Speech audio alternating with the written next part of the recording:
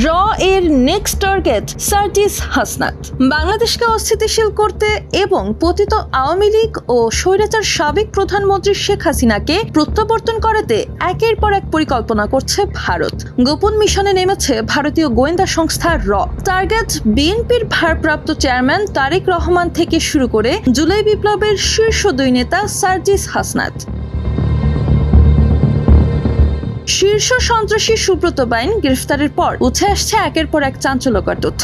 জিজ্ঞাসাবাদে প্রথমেই জানা যায় ভারতের জাতীয় কেন্দ্রীয় গোয়েন্দা সংস্থা রিসার্চ অ্যান্ড অ্যানালাইসিস উইং র এর সঙ্গে সরাসরি যোগাযোগ ছিল তার।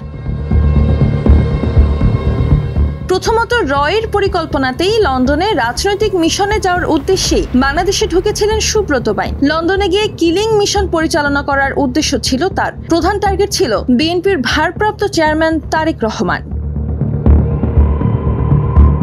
কিন্তু 5 আগস্ট আওয়ামী লীগ সরকার পতনের পর তারেক রহমানকে হত্যার পরিকল্পনা থেকে সরে যেতে বাধ্য হয় র।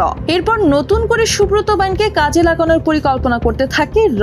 তাদের এবারের লক্ষ্য ছিল নবগঠিত রাজনৈতিক দল এনসিপির শীর্ষ দুই নেতা সার্জিস এবং হাসনাত। এই পরিকল্পনা বাস্তবায়নে কাজও শুরু করেন তারা।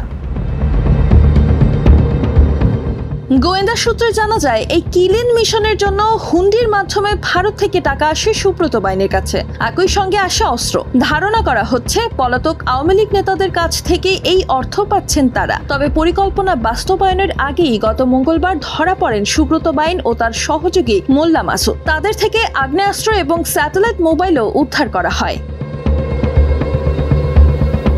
5 আগস্ট শেখ হাসিনা পালিয়ে যাওয়ার পরে ভারতের ক্ষমতাসীন মোদী সরকার ফ্যাসিস্ট শেখ হাসিনা এবং আওয়ামী লীগকে পুনর্বাসিত করতে বহুমুখী ষড়যন্ত্র করেছে এবং তা বর্তমানেও চলমান। কিন্তু শেষ পর্যন্ত অন্তর্বর্তীকালীন সরকারের সঙ্গে টক্করে পেরে না ওঠায় ভারত এবার এক ভয়ানক পদাঙ্ক অনুসরণ করছে।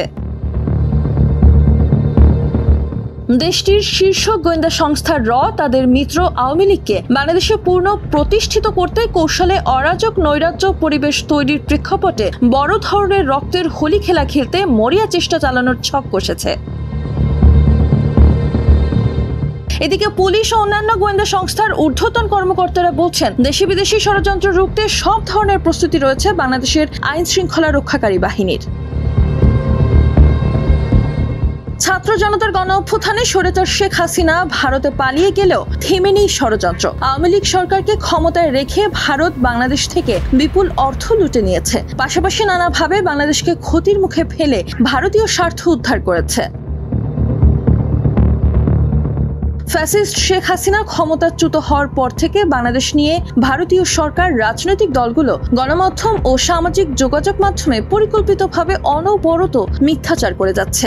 গুজব ছড়ানো ও ষড়যন্ত্রের বিরুদ্ধে দেশের মানুষ, সরকার ও গণমাধ্যম শক্তভাবে তা প্রতিহত করে আসছে। তবুও থেমে নেই ভারতীয় ষড়যন্ত্র।